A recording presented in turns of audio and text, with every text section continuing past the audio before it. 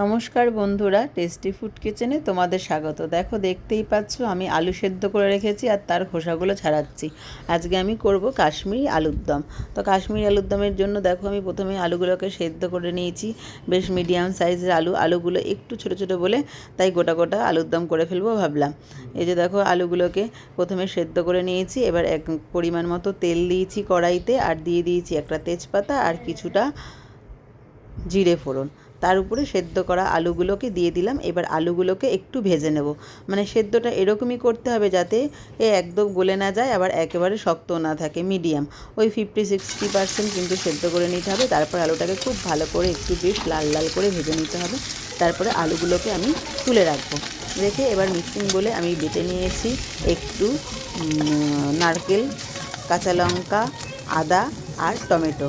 এই পেস্টগুলো আমি দিয়ে দেব এবার কড়াইয়ের যা অবশিষ্ট তেল ছিল তার মধ্যে। আর এর মধ্যে দিয়ে দিয়েছি 5-6টা মতো কাজু বাদাম। তাহলে একটু কাজু বাদাম দিলে টেস্টটা খুব ভালো হয়, সেই জন্য কিন্তু একটু কাজু বাদাম দিয়ে দিয়েছি। এবার দিয়ে দিলাম পরিমাণ মতো লবণ, হলুদ আর জিরের গুঁড়ো। এবার মশলাটাকে খুব ভালো করে কষলাম। যতক্ষণ না তেল বেরোবে ততক্ষণই কিন্তু মশলাটা কষে যাব। আর একটু দিয়ে দিলাম স্বাদ মতো চিনি। যে যেরকম মিষ্টি খাবে, আলুর দম নিরামিষ, সচরাচর একটু মিষ্টি মিষ্টি ভালো লাগে, তো একটু চিনির পরিমাণটা কিন্তু বেশি দিতে পারো।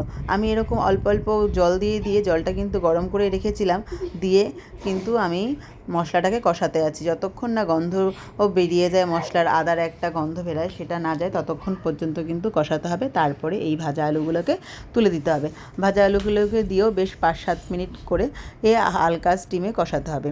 তারপরে দিয়ে দিতে হবে তার মধ্যে জল। আর এদিকে জল দেওয়ার পরে আর একটা ফ্রাই প্যানে আমি করেছি কিছুটা চীনাবাদামকে গুঁড়ো করে ভাজবো। এদিকে আমি একটা ফ্রাই প্যান বসিয়ে দিয়েছি দেখো বন্ধুরা গ্যাসে। এই ফ্রাই প্যানের মধ্যে কিন্তু আমি এখন চীনাবাদামটাকে একটু ভেজে নেব। চীনাবাদামটা একটু ভেজে নিলে তার স্বাদটা একটু পাল্টে যায়। তার জন্য দেখো তেলটা গরম হয়ে যাওয়ার পর আমি তার মধ্যে দিয়ে দিলাম চীনাবাদাম কিন্তু খুব বেশি ভাজলে কালো হয়ে যাবে আর স্বাদটাও নষ্ট হয়ে যাবে। সেই জন্য কিন্তু এরকম ঘন ঘন নাড়তে হবে। আর তেলটা গরম হলেই কিন্তু গ্যাসটা অফ করে দিতে হবে, তাহলেই কিন্তু চীনাবাদাম ভাজাটা হয়ে যায়। এই যে আমার ভাজাটা হয়ে গেছে একদম, নাবিয়ে রেখে দেবো। এবার আমি দিয়ে গ্যাসে আবার আমি এই আলুর দমের যে কড়াটা বসানো আছে তার মধ্যে এই চীনাবাদাম ভাজাগুলোকে তুলে দিয়ে দেবো। চীনাবাদামগুলো দেওয়ার পর বেশ 8-10 মিনিট হালকা স্টিমে রেখে দেব।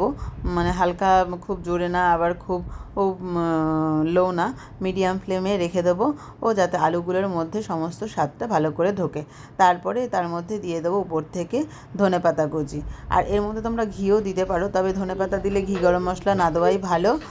দেখো আমার আলুর দমটা কিন্তু একদম রেডি হয়ে গেছে। আর এরকমই ঠিক গামাখা রাখবো। আর একটু ঝোল রাখলেও রাখতে পারো, কারণ আলুতে প্রচুর ঝোল টেনে নেয়। আর দেখতেও কিন্তু আলুর দমটা জাস্ট কিন্তু দারুণ হয়েছে, খেতেও কিন্তু ওরকমই সুন্দর আর লোভনীয়।